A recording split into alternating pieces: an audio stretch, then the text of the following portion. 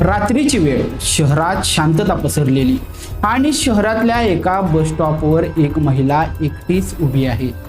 तिला पाहून काही पुरुष जवळ येतात. कोणी मद्यधुंद अवस्थेत आहे, तर कोणी तिला रेट विचारतोय, तर कोणी तिची छेड काढतंय.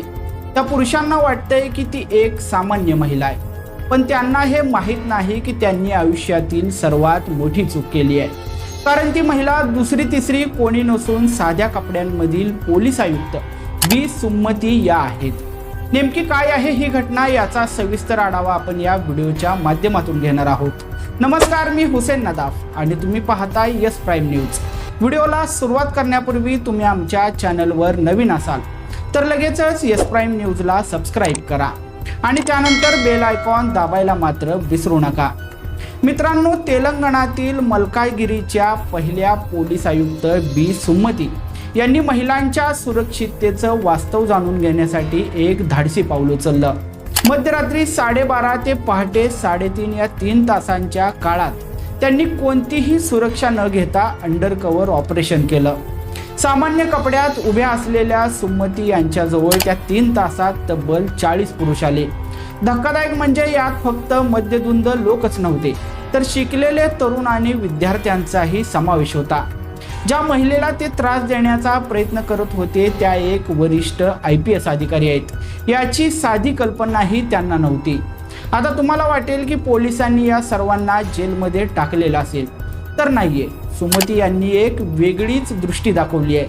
त्यांनी या सर्व 40 जणांची ओळख पटवली, पण थेट गुन्हे दाखल करण्याऐवजी त्यांना पोलीस ठाण्यामध्ये समुपदेशनासाठी बोलवण्यात आलं. केवळ शिक्षा करून उपयोग नाही, तर समाजाची मानसिकता बदलणं गरजेचं आहे. त्यांनी त्या तरुणांना आणि त्यांच्या पालकांना बोलावून महिलांप्रती आदर आणि सार्वजनिक वर्तनाबाबत कडक समज दिली आहे. बी सुमती यांच्याबद्दल तुम्हाला माहीत आहे का? हे त्यांचं पहिलं धाडस नाहीये.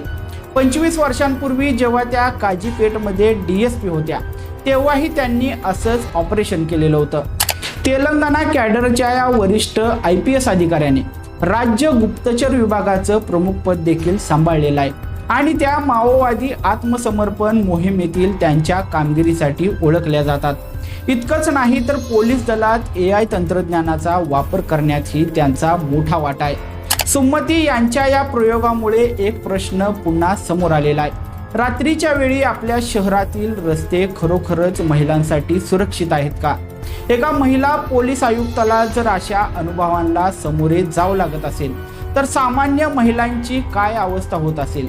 तुम्हाला काय वाटतं? अशा प्रकारची ऑपरेशन्स प्रत्येक शहरात व्हायला हवीत का? कमेंट्समध्ये नक्की सांगा. आणि व्हिडिओ आवडला असेल तर लाईक करा, शेअर करा आणि चॅनलला सबस्क्राईब करायला मात्र विसरू नका.